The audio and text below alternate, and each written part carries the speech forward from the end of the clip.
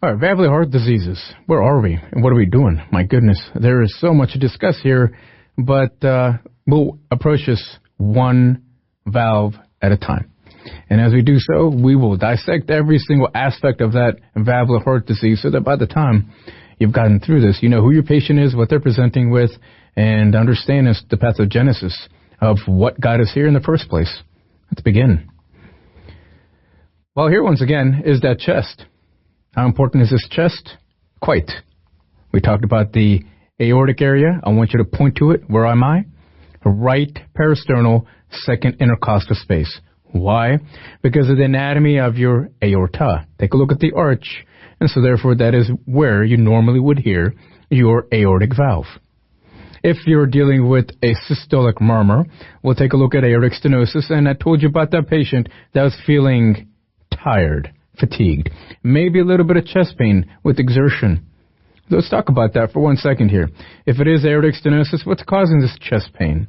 It's not myocardial infarction, but it's the fact that with aortic stenosis, the left ventricle is having a hard time kicking against that increased afterload. And so therefore, the left ventricle is lifting weights. Once upon a time, when I was younger and I was lifting weights, I was undergoing hypertrophy of my biceps. Nowadays, it's more about atrophy. But as far as the left ventricle is concerned, it is also lifting weights. What are the weights in this environment? The stenotic aortic valve. So what's the hypertrophy that we're referring to in left ventricle? It's the fact that it's concentric hypertrophy. Is that clear?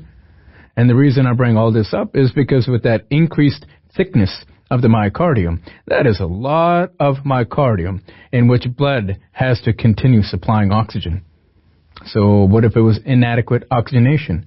Isn't that the definition of angina? Good. Let's continue. We also looked at the second intercostal space, left peristernal, and that would be the pulmonic area. I want you to point to that. And here would be something like pulmonic stenosis. Here, I want to once again reiterate the atrial septal defect and why it would be a diastolic murmur that would be best heard by the fifth intercostal space, left peristernal, or best heard as a flow murmur through your second intercostal space, left peristernal, because there's a lot of blood on your right side, right? Atrial septal defect. Now, common causes. Well, we already talked about ostium secundum, and that would be congenital, but what if a child was born with, unfortunately, one of the most common causes of acquired intellectual disability in the United States is alcohol, acquired. So this is called fetal alcohol syndrome. Could it be ASD? Sure it can.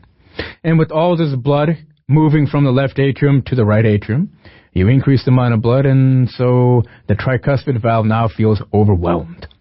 And during your diastole, the tricuspid valve will open, and with all this blood, which is pathologically being introduced into the right atrium, is now moving forward, flowing in a turbulent nature into the right ventricle. Are you seeing this? And therefore, atrial septal defect would be a diastolic murmur. Now, at some point, with all this blood, it would also hit the pulmonic valve. Clinically speaking, you expect to hear a murmur in the pulmonic region as well with ASD.